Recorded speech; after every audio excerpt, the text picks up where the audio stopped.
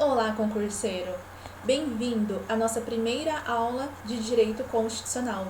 Eu sou a professora Beatriz Soares e nesta aula estudaremos nacionalidade, direitos políticos, cidadania e também os partidos políticos. Então, iniciando com o nosso primeiro tema, que é referente à nacionalidade, antes de adentrarmos ao texto constitucional, eu trouxe alguns conceitos que é importante a gente ter em mente antes da leitura do texto da lei, tá? Então, nós temos aqui nacionalidade. A nacionalidade é um vínculo jurídico que uma pessoa tem com um determinado estado. Estado com letra maiúscula nada mais é do que um país. É uma relação que uma pessoa tem com um país, que decorre tanto pelo nascimento dela, que daí a gente diz que é uma nacionalidade originária, ela nasceu naquele país, então por isso que ela é nacional daquele país, ou por requerimento, ou como também pode ser encontrado nas provas, como nacionalidade secundária, porque inicialmente, originalmente, ela tinha uma nacionalidade e depois ela requereu por opção uma outra nacionalidade, tá? Também pode ser encontrado a nacionalidade originária nas provas de concurso como primária, de primeiro grau ou involuntária. Então, se os senhores virem na prova dos senhores nacionalidade primária, de primeiro grau ou involuntária, os senhores precisam se atentar que ela se refere à originária, tá? Que é aquele vínculo inicial que toda pessoa tem com o estado, com o país ali de nascimento, da onde ela nasceu, tá bom? Outra característica importante, conceito importante que os senhores precisam saber. Temos dois critérios de análise para verificação de nacionalidade. Primeiro, ius solis, que é aquele que é o direito do solo, ele decorre do território que aquela pessoa nasceu, que é o exemplo de uma pessoa que nasce no território brasileiro, ela vai ser brasileira. Qual é o critério adotado? Ius solis, território, tá? Critério territorial, o solo, o direito do solo, ela nasceu no território brasileiro. E também temos o ius sanguínei, que nada mais é do que um direito hereditário. Eu tenho descendente português, eu tenho descendente italiano, então é um direito que eu tenho de requerer aí uma nacionalidade secundária, exemplo, por conta aí desse direito hereditário, por esse ius sanguínei, tá? Então agora, tomando nota desses conceitos iniciais referente ao tema da nacionalidade, nós entramos no texto constitucional especificamente. Ele se inicia lá no artigo 12, nós temos que são brasileiros, inciso 1, brasileiros natos. Quem são os brasileiros natos? Os nascidos na República Federativa do Brasil, ainda que de pais estrangeiros, desde que estes quem? Os pais estrangeiros, não estejam a serviço de seu país. Então, toda pessoa que nascer no Brasil, no território brasileiro, então aqui nós temos o critério adotado ius solis, todos que nascerem no território brasileiro será considerado brasileiro nato, mesmo se o pai e a mãe não é daqui, mesmo se eles forem estrangeiros, a criança que nascer aqui vai ser considerada brasileira nata. Só não será se não cumprir esse requisito que diz que, desde que estes não estejam a serviço de seu país. Então, se tem um casal aqui de estrangeiros, a esposa está ali no seu últimas semanas ali do nascimento ali, né, que pode aí acontecer o nascimento do seu bebê, e por alguma circunstâncias alheia à vontade dela, a criança acaba nascendo antes do previsto e ela nasce aqui no território brasileiro. Se esse casal estiver aqui a serviço de seu país, seja a mulher ou o marido, se estiverem aqui a serviço do país deles, essa criança não vai ser brasileira nata, tá bom? Só será brasileira nata se eles não estiverem a serviço do seu país, tá? É bem simples aí essa regrinha aí de estrangeiros que nasceram aqui. Professora, mas o pai, ele estava aqui? O pai, vamos supor que ele é da Argentina. E ele não estava a serviço da Argentina, ele estava a serviço dos Estados Unidos. Ele presta serviço para os Estados Unidos, para o governo americano, e ele está aqui no Brasil com a sua esposa grávida, a serviço dos Estados Unidos e não da Argentina. Então, nesse caso, essa criança ela será considerada brasileira nata porque o pai não estava a serviço do seu país. Tem que ser do seu país. Se ele é argentino, então ele, para cair nessa regra e o seu filho, se nascer aqui, não ser brasileiro nato, ele tinha que estar a serviço da Argentina, tá? Se está a serviço de uma empresa privada ou de um outro país, não entra nessa regra e aí a criança será brasileira nata.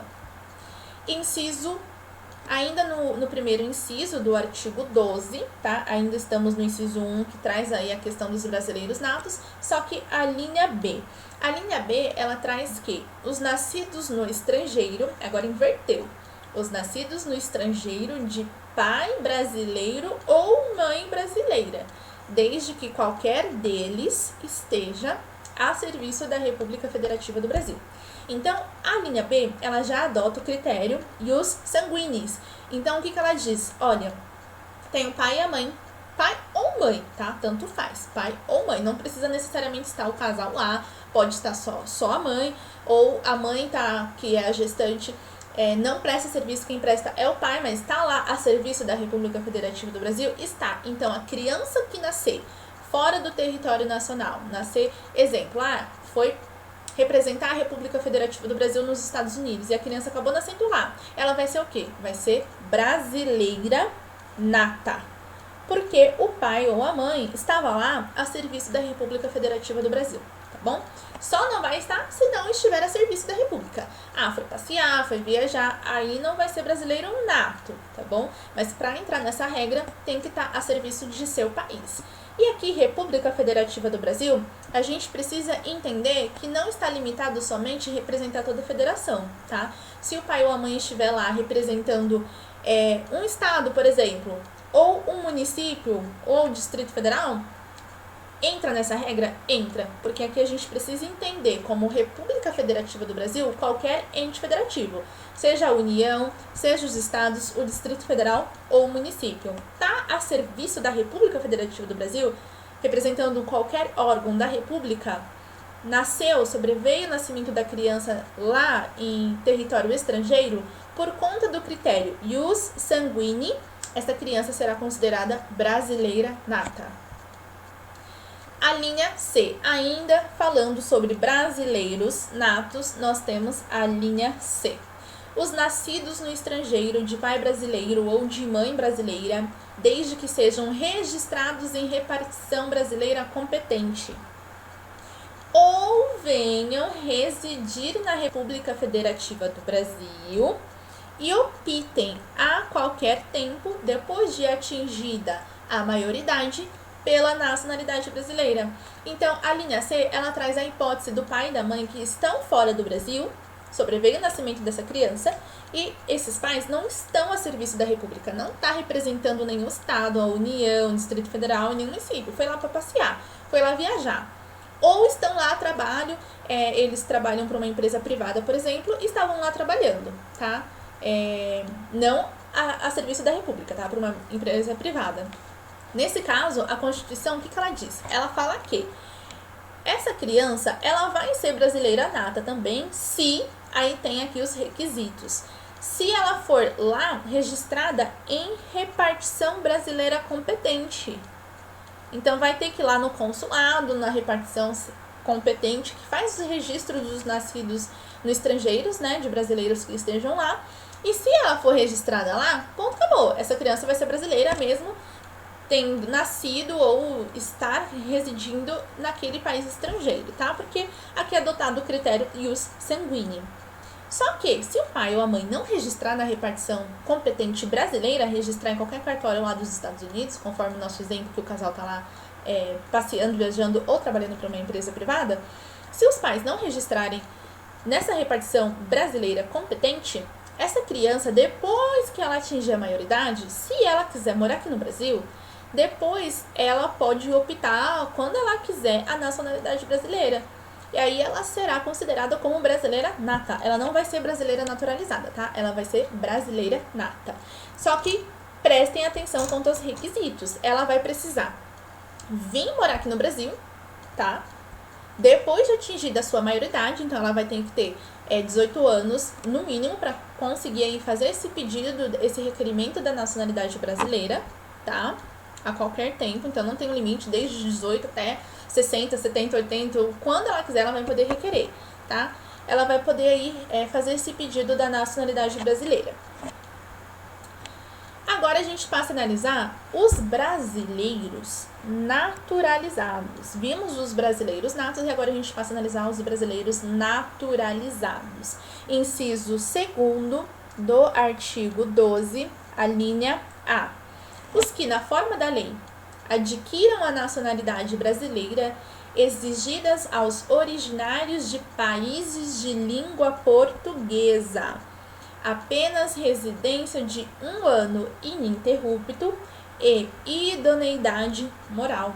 Aqui nós temos a primeira hipótese de brasileiro naturalizado, que é aquele brasileiro que, se a nacionalidade originária dele é de um país que a língua portuguesa seja o idioma oficial, aqui ele vai ter esses critérios diferenciados para conseguir a sua naturalização brasileira, tá?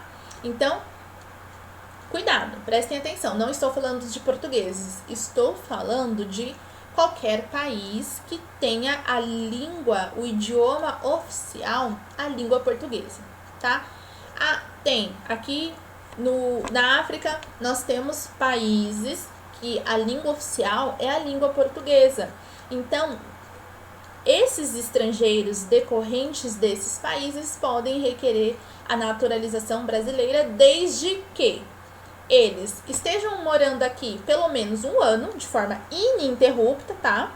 Que é contínua, 1 ano direto, não pode 6 meses agora, depois 3 meses ano que vem, não. É 1 ano de forma ininterrupta, contínua, morando aqui no Brasil, com idoneidade moral. Não tem nada contra eles moralmente. É uma pessoa, é um estrangeiro do bem, não tem nenhuma condenação, não tem nenhuma reclamação dele, ele é uma pessoa moralmente legal, não tem nada contra. Essa pessoa, cumprindo com esses requisitos, ela pode requerer a naturalização brasileira, tá? Ser aí considerado um brasileiro naturalizado.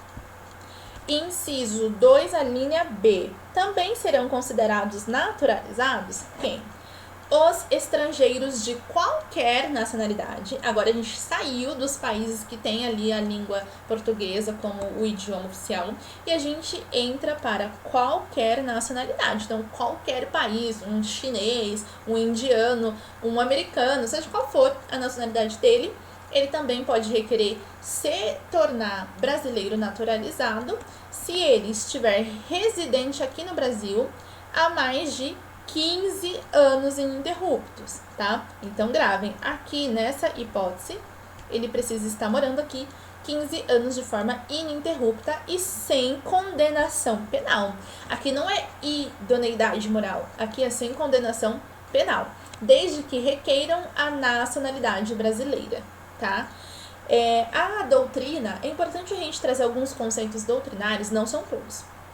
Mas tem concurso público que também é cobrado um pouco de doutrina, um pouco dos conceitos que a doutrina ela traz referente a esse tema. A doutrina, ela denomina essa naturalização como a naturalização extraordinária. O que é isso? Cumprir os requisitos da linha B, inciso 2 do artigo 12, cumpriu todos os requisitos, o Estado brasileiro é obrigado a conceder a naturalização para esse estrangeiro, tá? Ele não vai conceder se ele quiser, ele tem que dar, porque cumpriu com os requisitos da Constituição Federal. Eu trabalhei no Tribunal de Justiça de São Paulo, eu sou de São Paulo, e eu tive a oportunidade de presenciar esses pedidos pessoalmente, e na região que eu moro, na região daqui de São Paulo, que tem muitos chineses, japoneses, e eles fazem, assim, vários pedidos. A gente tinha muitos pedidos na época de naturalização brasileira. E eles só precisavam, de fato, comprovar que estavam morando aqui no Brasil há mais de 15 anos pra cima, aqui no Brasil, e que não tinha nenhuma condenação penal. É só juntar uma certidão da justiça comprovando que não tem nenhuma condenação penal contra eles. E era concedida aí a naturalização brasileira. E aí eles poderiam tirar documentos, RG, CPF e se tornar um cidadão.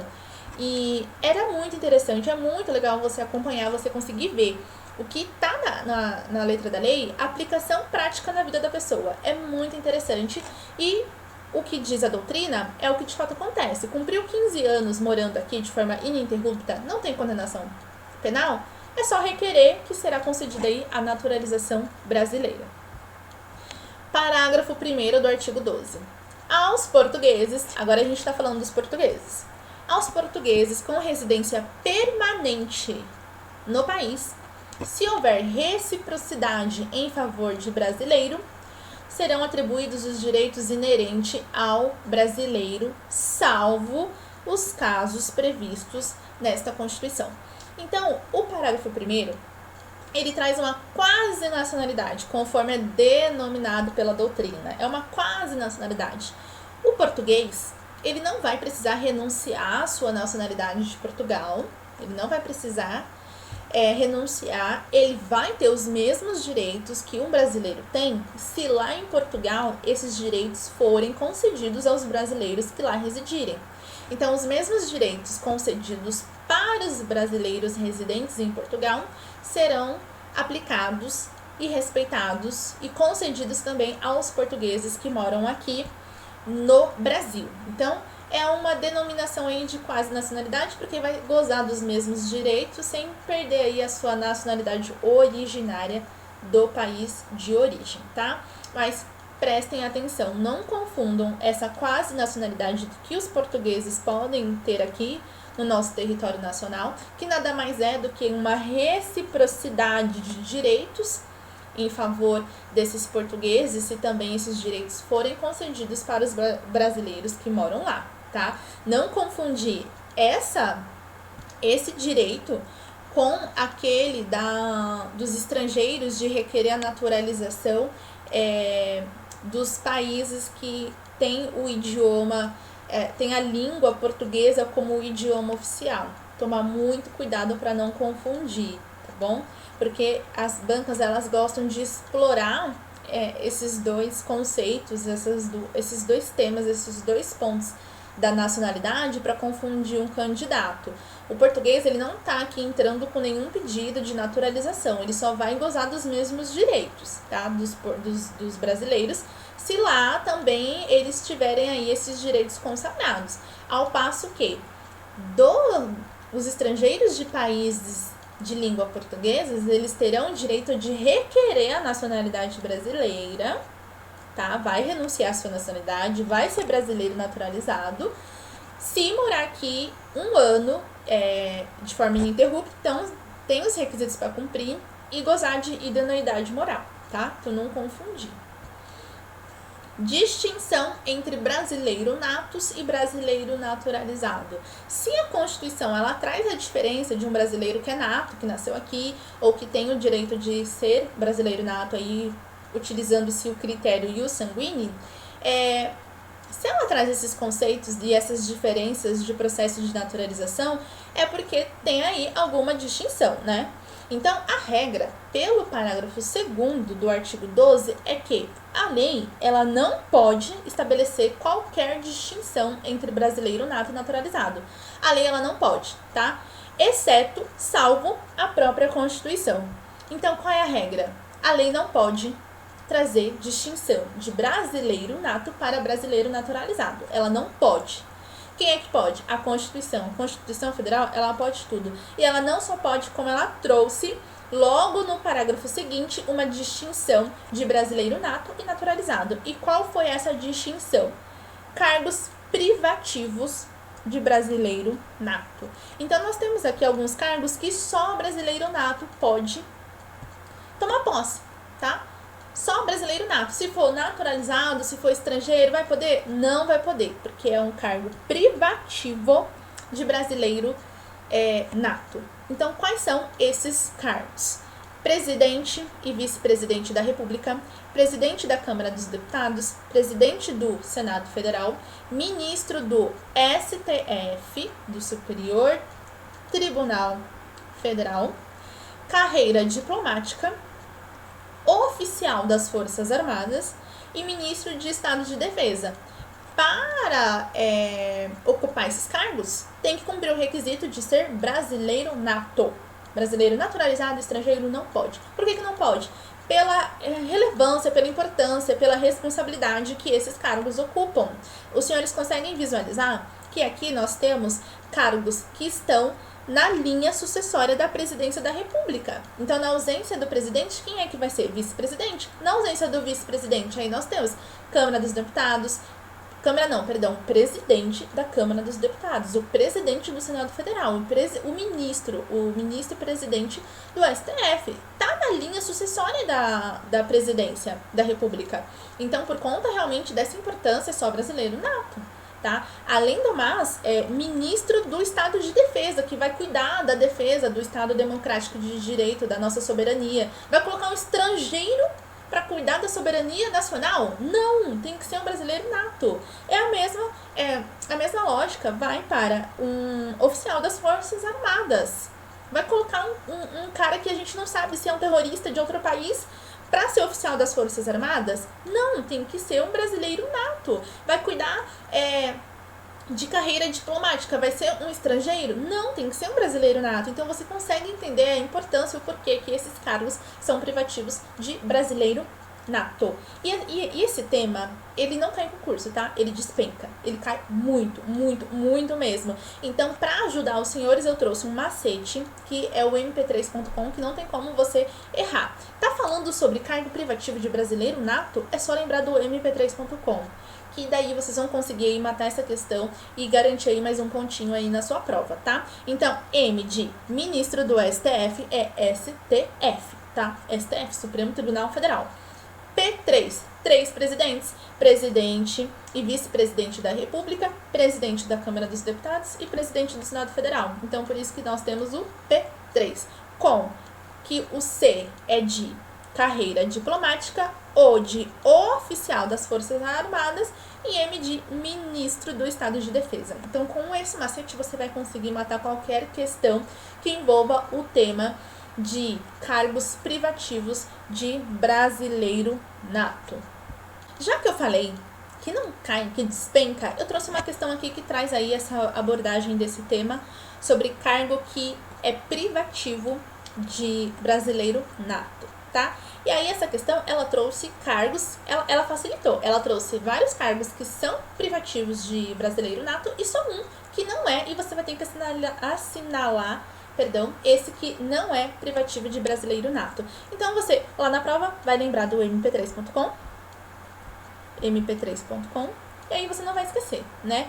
M, ministro de Estado de Defesa, e o outro M é o ministro do Supremo Tribunal Federal. Então já descartamos aqui duas alternativas.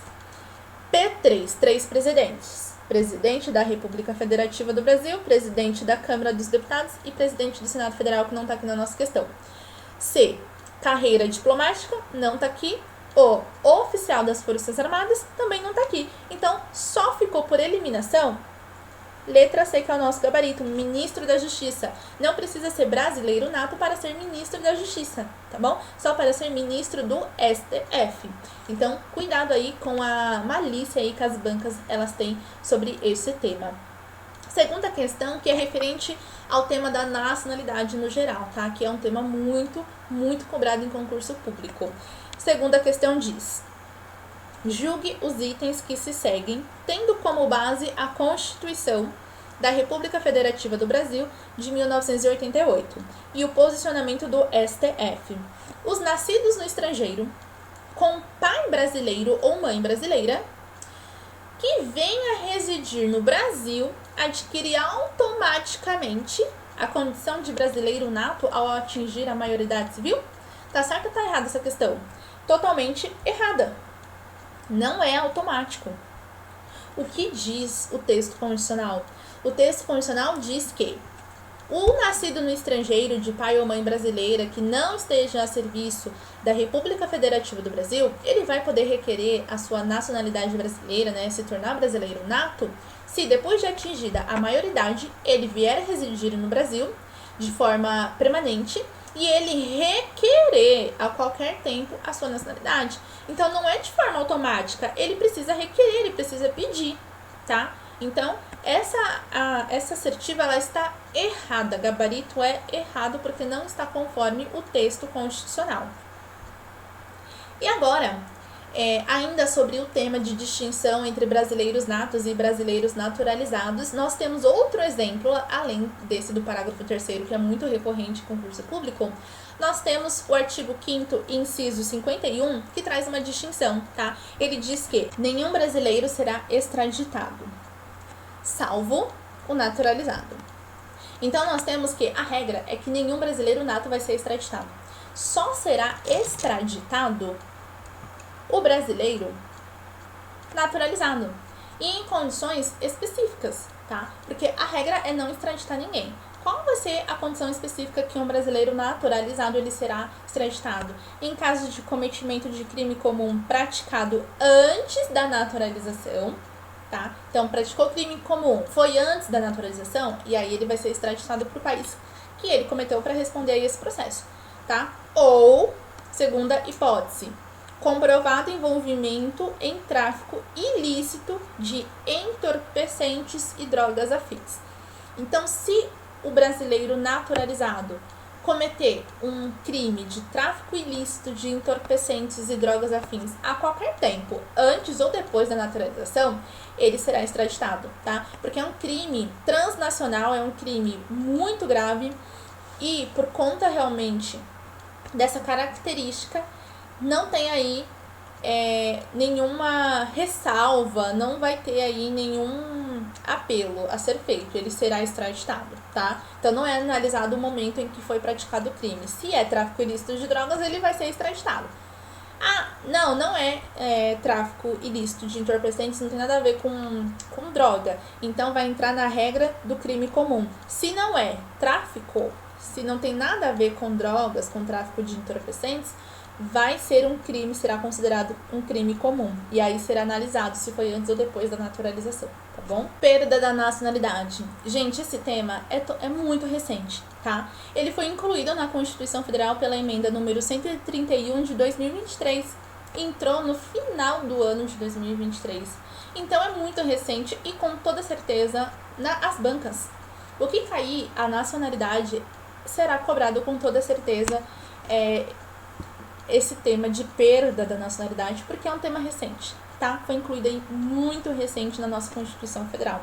Então, se cair, vai cair a letra da lei. Tem que ter em mente o texto constitucional, porque se for cobrado, é isso daqui que vai ser cobrado, tá? Vai mudar uma palavrinha ou outra, e aí você vai ter que tomar muito cuidado para não errar e conseguir aí acertar. E a forma da gente conseguir memorizar esse conteúdo é entender o que de fato a lei está falando, o que ela está dizendo.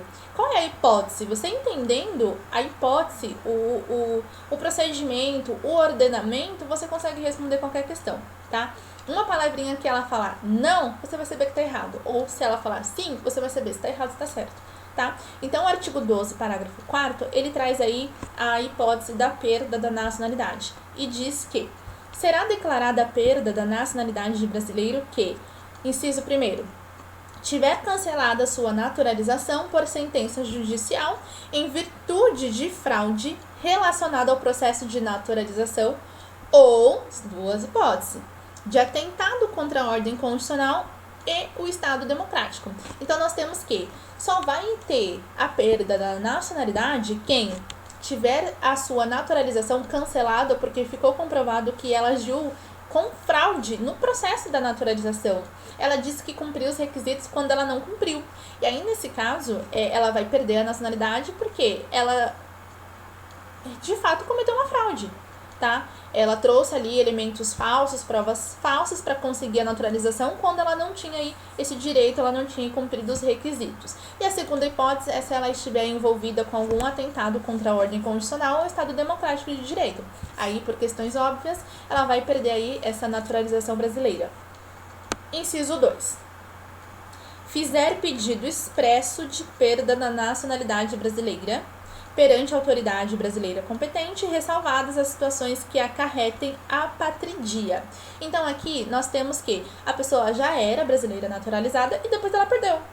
Perdão, não, perdão. Ela renunciou à nacionalidade. Falou, olha, eu me tornei brasileira, mas eu não quero mais. Não quero mais. Então, nesse caso, é um direito que ela tem. Ela pode requerer. E aí tá ressalvado situações de apatridia, que são aqueles casos em que a pessoa não tem nenhuma nacionalidade. Tá, você tá fazendo renúncia da nacionalidade brasileira e você vai ser o que agora? Você vai voltar à sua nacionalidade originária ou você vai ficar sem nacionalidade, tá? Porque sem nacionalidade é o apatridia. Alguma pessoa que não cumpre os requisitos para adquirir a nacionalidade de um outro estado, tá bom? Em outro estado soberano. Então, é ressalvado esses casos, porque nesses casos tem aí um procedimento específico, uma análise específica. Mas, tirando isso, se ela vai voltar, por exemplo, a ser italiana, a ser americana, a ser indiana, a nacionalidade que ela quiser ser depois, ela pode, tá? Ela pode fazer esse pedido aí expresso, é um pedido escrito e é protocolado, é formalizado esse pedido de perder aí a nacionalidade brasileira. Aí o parágrafo 5º, ele diz que a renúncia da nacionalidade prevista no inciso 2 do parágrafo 4º, que é esse que a gente acabou de ler, essa renúncia não impede o interessado de readquirir a nacionalidade brasileira originária, nos termos da lei. Então, vamos supor que era um brasileiro nato, e aí ele foi morar na Itália, e aí ele renunciou à nacionalidade brasileira para se tornar italiano, porque ele tinha descendentes italianos, então ele conseguiu aí esse processo, né, conseguiu aí obter essa nacionalidade italiana, ele renunciou à brasileira e ele foi morar na Itália. Aí não deu certo, se arrependeu, quis voltar. E voltando, como ele renunciou o direito da nacionalidade brasileira, se ele quiser readquirir, ele pode, tá? Porque está aqui expresso que a renúncia da nacionalidade brasileira originária não vai impedir que esse interessado ele requeira aí a sua nacionalidade brasileira novamente, tá? Só que preste atenção, é o direito da brasileira originária, aquele brasileiro nato, tá? Que renunciou e depois desistiu por algum motivo e quis novamente ser brasileiro. É essa nacionalidade que tem aí o seu direito aí de regresso, digamos assim. Ele pode querer depois voltar a ser um brasileiro nato. Idioma e símbolos. Finalizamos o tema nacionalidade e entramos no artigo 13, que fala que a língua portuguesa é o idioma oficial da República Federativa do Brasil. Questãozinha bem facinho, se cair, com toda certeza vocês vão acertar, né? Todo mundo sabe que idioma oficial do nosso país é a língua portuguesa. Parágrafo 1º. Os símbolos da República Federativa do Brasil são bandeira, hino, arma e selo nacional. Tá? Bem facinho também e cai bastante no curso, viu? Cai porque, como não é muito extenso e é fácil de você esquecer esses 4 símbolos, então ele cai bastante, então tem que decorar, tem que saber. Quais são os símbolos da República Federativa do Brasil? A bandeira, o hino, as armas e os selos nacionais. Não só 4, então decora. Parágrafo 2º diz que os estados, o Distrito Federal e os municípios poderão ter símbolos próprios, tá? Então, poderão, é uma faculdade, eles terão se eles quiserem, tá bom? As bancas vão colocar que eles deverão ter, e aí você vai colocar que tá errado, porque eles não devem ter, eles podem ter, então eles terão se eles quiserem, tá? É uma faculdade, poderão. Finalizamos esse tema aqui sobre a nacionalidade, idioma e símbolos, e agora a gente passa a estudar os direitos políticos. E nós temos aqui que direito político nada mais é do que direitos e deveres inerentes à cidadania, que é pelo meio que nós intervimos no governo, tá? É o modo de democracia, tá? Por meio dos direitos políticos. A previsão dos direitos políticos estão expressos na Constituição Federal, do artigo 14 até o artigo 16. E aí, partindo agora sobre a questão de exercer o nosso direito de intervir no governo, nós temos que ter em mente o que é sufrágio universal. Sufrágio é o direito de voto, tá? Que é a participação ativa ali do cidadão na democracia. E também não é só o direito ativo, que é o direito de votar, mas também é o direito de ser votado, a participação passiva ali da relação ali entre Estado e cidadão, tá? E o modo de exercício desse direito Aqui no nosso país é pelo escrutínio. É um nome diferente, mas vocês precisam saber porque pode cair na tua prova. Como é um nome que não é muito utilizado, pode cair na tua prova, então você precisa saber o que significa escrutínio. Escrutínio nada mais é do que o processo de votação que utiliza a urna. Esse é o nosso meio em que a gente exerce aí o direito do sufrágio universal, que é o voto. Cidadão. O que é um cidadão? Cidadão é aquela pessoa que ela é detentora dos direitos políticos, que são o direito de votar e de ser votado, tá? Então, uma pessoa ela se torna cidadã a partir do momento do alistamento eleitoral, que é a emissão do título de eleitor. Assim que aquele jovem de 16 ou 18 anos, eles se dirigem até o cartório eleitoral e solicitam a emissão do seu título de eleitor, é a partir desse alistamento que eles se tornam um cidadão, tá? Então, esse é o conceito que nós precisamos ter em mente para prosseguirmos aí com os nossos estudos sobre os direitos políticos. E a gente não pode confundir, já que a gente já entendeu o que é cidadania e o que é nacionalidade, é que eles têm um conceito totalmente diferente, né? A gente está aqui na mesma aula, estudando esses dois temas, mas a gente precisa entender o que é você ser nacional de um estado, que nós já passamos aí os últimos minutos explicando a nacionalidade, o que ela é, que ela pode decorrer tanto do critério territorial quanto do critério hereditário, né, ius sanguínei, mas a cidadania é diferente. A cidadania, ela uma pessoa, ela só será cidadão a partir do alistamento eleitoral. Então, nós temos que toda pessoa nascida no nosso país, ela vai ter ali a sua nacionalidade originária brasileira e ela vai ser, a sua nacionalidade ela estará desde o seu nascimento, né, visualizada e confirmada a partir ali do seu registro civil, né, da sua certidão de nascimento. Já a cidadania não, é só a partir do alistamento de fato. Então, nós temos aqui pessoas no Brasil que são brasileiras, têm a nacionalidade brasileira, mas que não são cidadãos. Exemplo, criança. Criança, ela não atingiu a idade mínima para se alistar, então ela não é cidadã, ela é brasileira apenas, tá? Então são conceitos que é importante a gente saber a diferença para não cair em erro aí numa eventual questão aí de concurso. Agora entrando com o texto constitucional, artigo 14, que inaugura aí o tema dos direitos políticos, nós temos que a soberania popular será exercida pelo sufrágio universal, que vocês já sabem o que é, e pelo voto direto, secreto, com valor igual a todos e nos termos da lei, mediante plebiscito, referendo e iniciativa popular. Então, nós temos que o voto, ele será como? Ele vai ser direto, cuidado, porque as bancas elas vão colocar na prova como indireto. E não é indireto, é direto. Voto é direto, o voto é secreto e ele tem valor igual. Tá? Então, gravem isso, porque cai em prova. E qual é o meio escrutício, que é o voto mediante urna, tá? Então, gravem muito bem aí, que pode ser cobrado.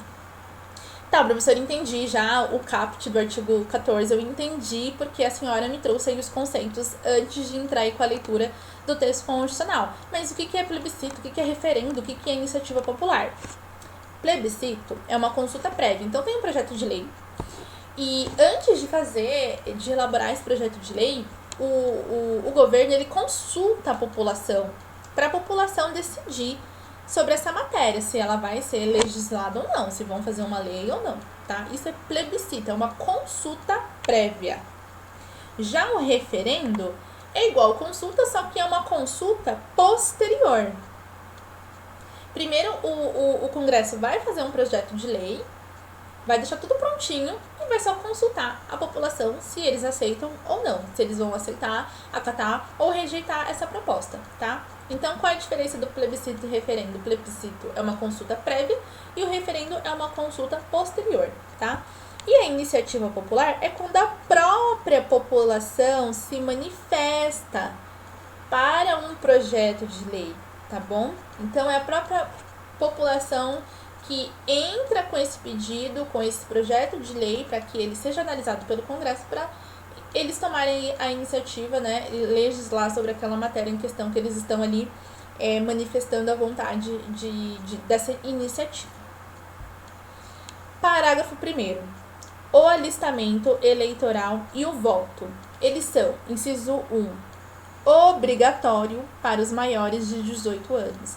Então, a partir de 18 anos, tem que se alistar na Justiça Eleitoral, tá? Tem que se tornar um cidadão, é o obrigatório. E é facultativo. Será facultativo, não vai precisar se alistar, vai se alistar só se quiser, porque é uma faculdade, ela pode fazer se ela quiser. Só vai se alistar quem quiser, os analfabetos, os maiores de 70 anos e os maiores de 16 e menores de 18, tá? Então, aqui nós temos aí a faculdade, eles poderão se alistar só se eles quiserem, tá? E aí, uma observação que eu trago aqui para os analfabetos, eles podem se alistar, porque é uma faculdade deles, né? É facultativo. Eles podem se alistar, mas eles são inelegíveis. O que é isso? Inelegível é aquela pessoa que não pode ser votada. Quem é alistável é quem pode votar. E quem é inelegível ou é elegível é quem pode ser votado, tá? Então, o alistamento nada mais é do que você ter os direitos ali políticos consagrados e você poder votar e ser votado se você quiser se candidatar. Só que os analfabetos não podem, tá? Ah, professora, mas em regra, na vida real não é assim que acontece. Eu não quero saber o que acontece na vida real. Você precisa, no momento em que você está estudando para concurso, esquecer o que acontece no mundo concreto. Você precisa focar o que fala o texto constitucional. Se na Constituição fala que analfabeto é inelegível, então ele é inelegível, tá? Segue o que está o texto constitucional, porque é o texto da lei que vai ser cobrado na sua prova, não é o que acontece aí no mundo concreto em si, tá? Então, tomem cuidado com isso, não se deixem influenciar para o mundo externo, porque você precisa agora focar no texto legal, no texto da lei, para estudar e memorizar e conseguir aí atingir a sua aprovação no concurso público, né? Parágrafo 2º. O parágrafo 2º, ele diz que não podem alistar-se, ou seja, não pode nem ir lá e se alistar na Justiça Eleitoral para votar e nem ser votado quem? Os estrangeiros, eles não podem, tá? É só um direito dos brasileiros. E durante o período do serviço militar, os conscritos. Então, são dois, estrangeiros e os conscritos durante o período do serviço militar, eles não podem se alistar na Justiça Eleitoral.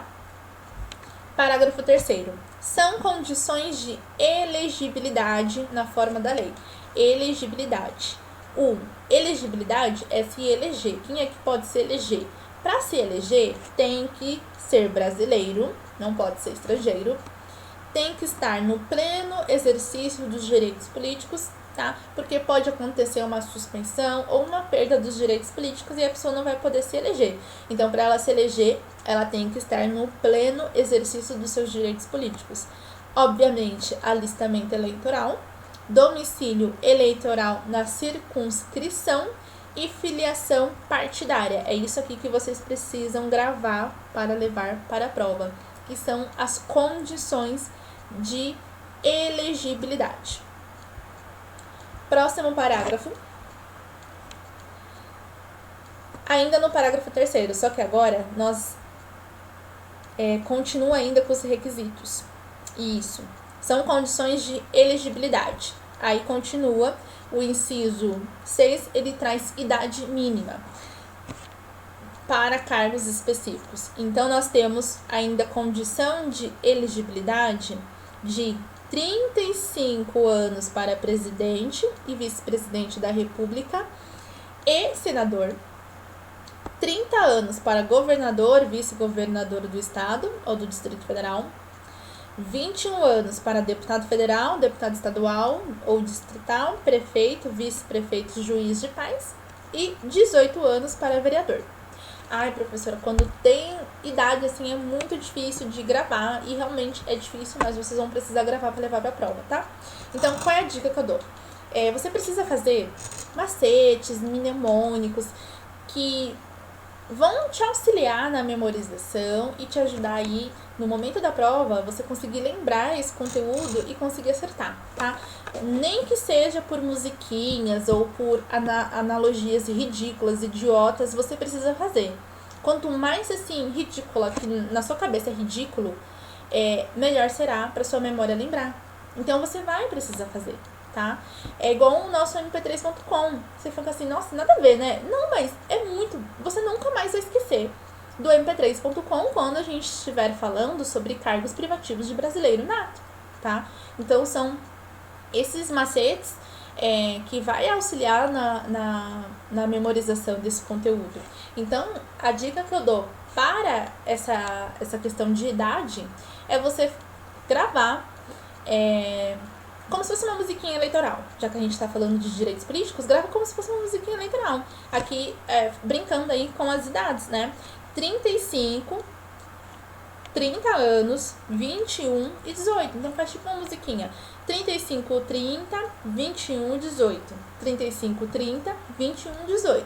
35, 30, 21, 18. Como se fosse uma musiquinha pra você lembrar. E aí você lembra, ó, quanto maior o cargo, maior a responsabilidade, maior vai ser a idade, né? Então, pra ser um presidente da República ou vice-presidente da República, senador, é um cargo, assim, muito relevante pra toda a federação, tem que ser mais velho, tem que ter no mínimo 35 anos. E qual que é o cargo? Você vai por eliminação. Qual que é o cargo de menor idade? Assim, com 18 anos eu já posso entrar. Vereador, né? É um cargo ali local do município, então a responsabilidade é um pouco menor. Então 18 anos basta para você se eleger. E aí você vai fazendo por eliminação para você conseguir aí memorizar e conseguir aí, se vier na tua prova uma questão dessa, você conseguir aí acertar e garantir aí mais um ponto.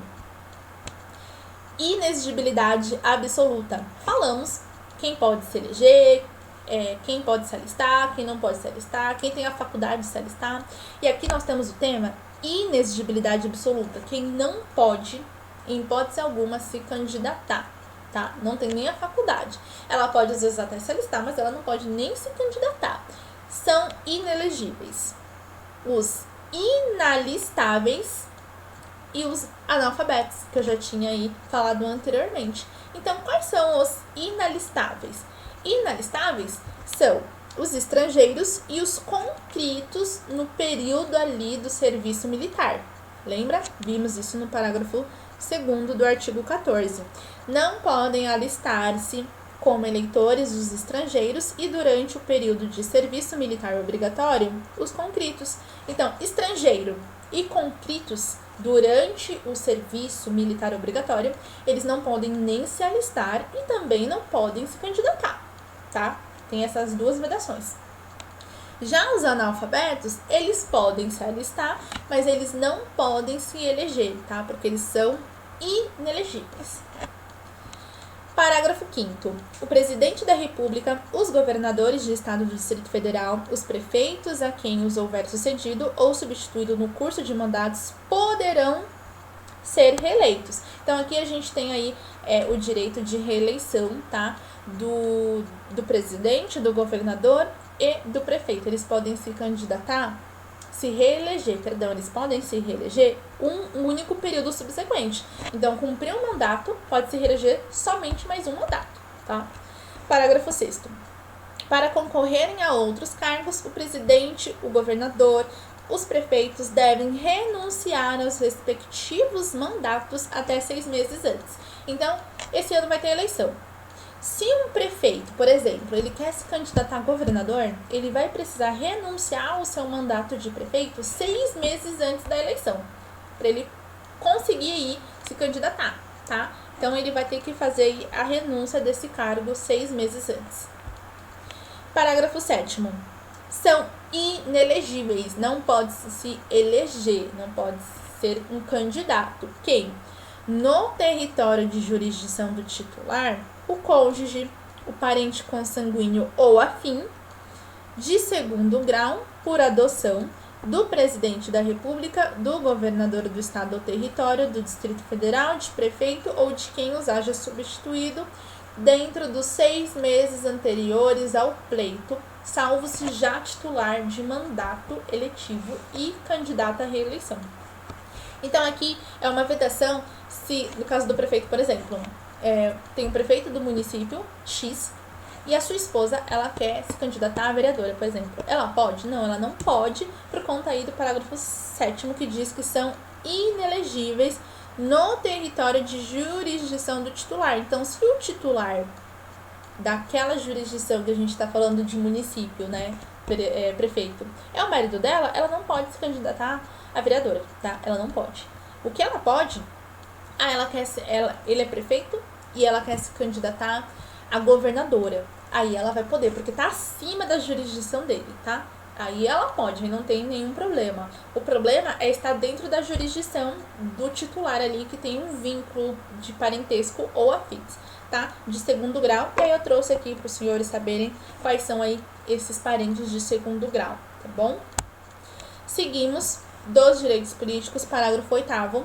O militar alistável é elegível, atendidas as seguintes condições. Então, uma pessoa que é um militar e ele quer se candidatar, ele pode? Ele pode. Só que tem duas observações. Primeiro, se ele tiver menos de 10 anos de serviço, ele vai ter que se afastar da sua atividade, tá? Ele vai ter que se afastar para depois ele se candidatar. Tá, professor, ele não tem menos, ele tem mais de 10 anos de serviço. Nesse caso aqui, ele vai ser ele vai ser agregado a esse serviço. Ele não vai precisar se afastar dessa atividade, ela será agregada. E quando ele for eleito, se ele for eleito, ele vai automaticamente, o cargo de militar, ele vai ser inativo, tá? Então, no momento da diplomação, quando tem a eleição, quando a pessoa ela vence, depois tem o momento da diplomação, que é como se fosse realmente entregar um título para aquele candidato de que ele foi o vencedor e ele vai ocupar aquele cargo. Nesse momento, que é chamado de diplomação, automaticamente ele vai ser aquele cargo que ele tinha vai ser inativo, tá? Vai para a inatividade. Ele não vai precisar ir se afastar conforme os que têm aí menos de 10 anos de serviço militar. Demais casos de inelegibilidade. Quem é que não pode se candidatar? Além desses casos que a gente já viu no parágrafo anterior, os demais cargos, eles serão disciplinados em lei complementar. Então, as demais situações em que tornará uma pessoa inelegível, ela não vai poder se candidatar, se tornar candidato, estará previsto em lei complementar. Na prática, hoje nós temos a lei da ficha limpa, que é a lei complementar número 135 de 2010, e ela traz aí as regras de candidatos que são inelegíveis, eles não vão poder se candidatar. Agora a gente vai entrar no tema sobre ação de impugnação de mandato eleitoral, a AIME. Lembra que eu expliquei para os senhores que quando um candidato ele vence a eleição, ele vai ter um momento da diplomação, vai ser entregue ali para ele um certificado informando que ele foi o vencedor e que ele vai tomar posse daquele cargo, né, por aquele mandato. Dessa diplomação, se existir alguma impugnação, se alguém quiser impugnar essa eleição, esse candidato especificamente, essa pessoa ou esse partido, ele pode por meio dessa ação de impugnação de mandato eleitoral, tá? Que é a AIME. O parágrafo 10º do artigo 14, ela traz que o mandato eletivo poderá ser impugnado, que é mediante essa ação, ante a Justiça Eleitoral, no prazo de 15 dias contado da diplomação.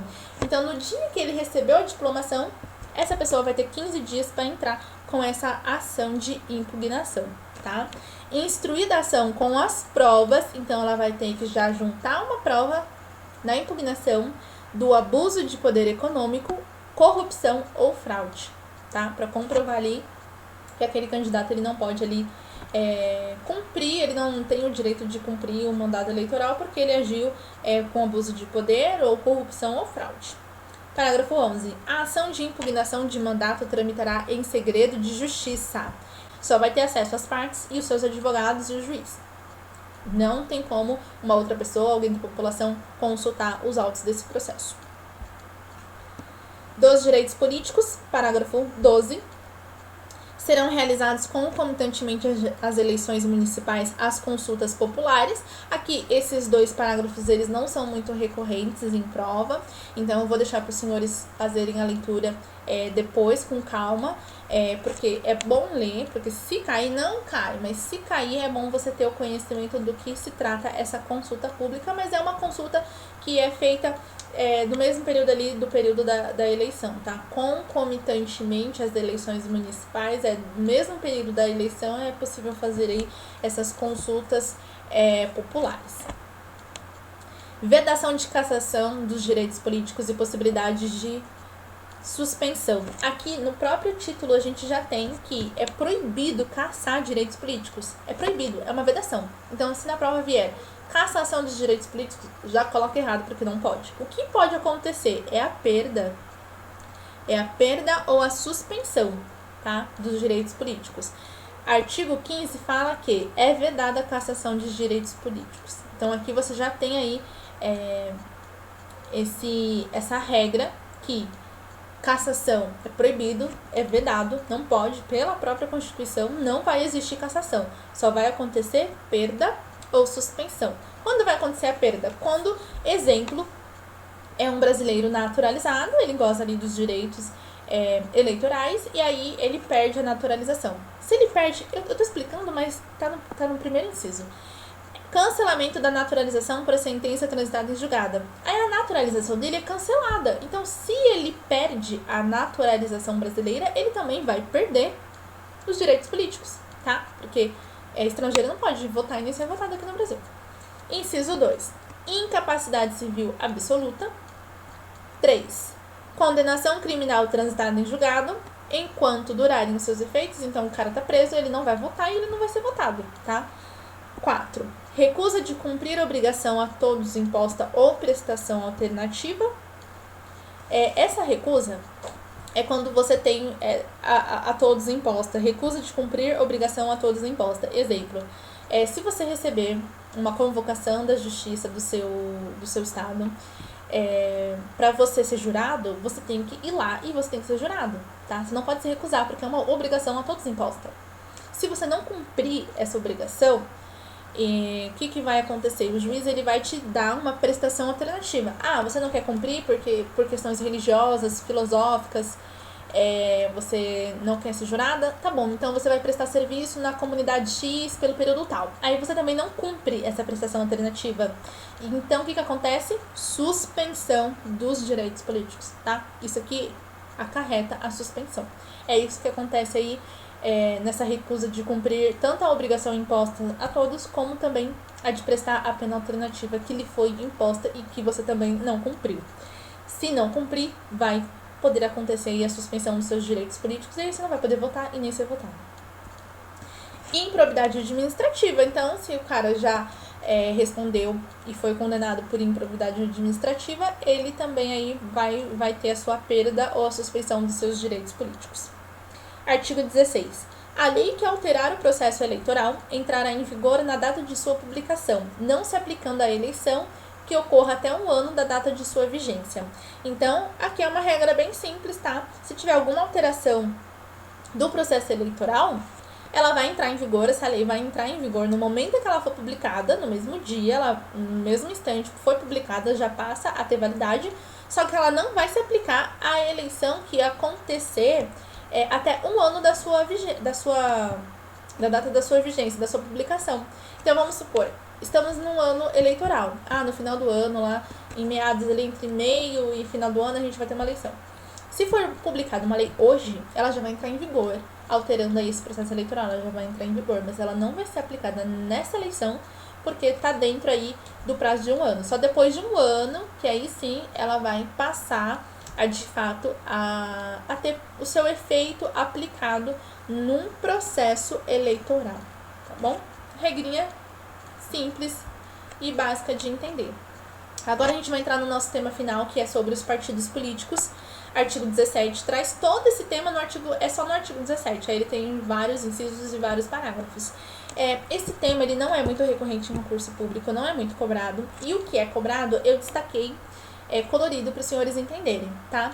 E o que não está destacado é porque nunca foi cobrado, mas é importante fazer a leitura, porque não é cobrado, não é recorrente, que você não vai estudar. Porque e se você sortudo não estuda e justamente o que você não estudou cai?